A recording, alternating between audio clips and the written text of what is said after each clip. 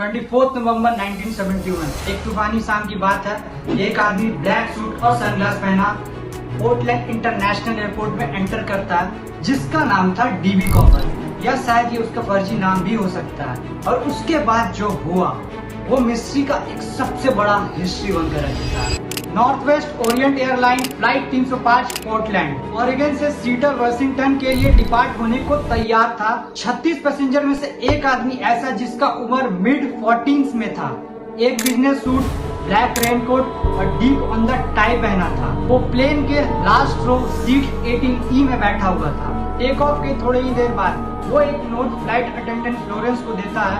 पहले वो सोचती है क्या ये मुझ पे फ्लर्ट मारने की कोशिश कर रहा है, फिर वो झुक कर कहता है मैं शायद आपको ये देखना चाहिए, मेरे पास एक बॉम्ब है। शांति से अपनी डिमांड बताता है, $2 लाख कैश, 4 पैराशूट, एक फ्यूल टैंक सीटर में जो कि मैक्सिको की जर्नी के लिए रिफ्यूल करेगा, और वो धमकी देता है कि अगर मेरी डिमांड पूरी नहीं हुई तो मैं बॉम्ब को डिटोनेट कर दूंगा।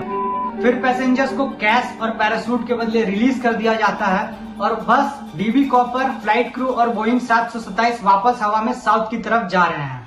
लेकिन सीटल और रेनो के बीच करीब 10,000 फीट पर कॉपर कुछ ऐसा करता है जो कोई सोच भी नहीं सकता है। वो सामने वाले डोर से जंप कर जाता है, बिना किसी ट्रेस के गायब हो जाता है।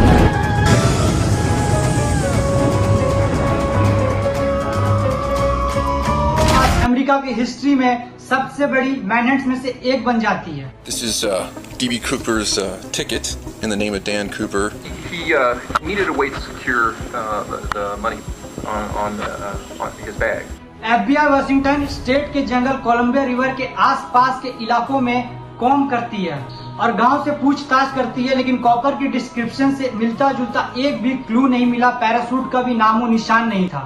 एक छोटे से बच्चे को कोलंबिया रिवर के पास खेलते हुए $5,800 मिला, जो कि कंफर्म होता है कि कॉपर का रैंसम का हिस्सा है। Cooper, the first break in the only unsolved airplane hijacking in United States history, came on a Columbia River beach. 8-year-old boy dug up the shreds of 3. लेकिन बाकी का अभी भी मिसिंग है। अब सवाल ये उठता है कि क्या कॉपर एक स्काई ड्राइवर था या फिर वो अपनी मौत से मिला, और उसके रिमेन अभी भी टाइम के साथ छुपे हुए हैं। डीबी कॉपर की पहचान और किस्मत अब भी एक सबसे बड़ा क्वेश्चन मार्क है। 50 साल बाद भी डीबी कॉपर हिस्ट्री में एक लौता अनसॉल्व्ड केस है। क्या वो एक मास्टरमाइंड था जो बिना किसी निशान के गायब हो गया, या फिर वो एक लॉस्ट सोल बन गया? हमें कमेंट्स में बताएं आप क्या सोचते हैं डीबी कॉपर के ऊपर, और ऐसी और अनसॉल्व्ड केस के लिए लाइक एंड सब्सक्राइब जरूर करें।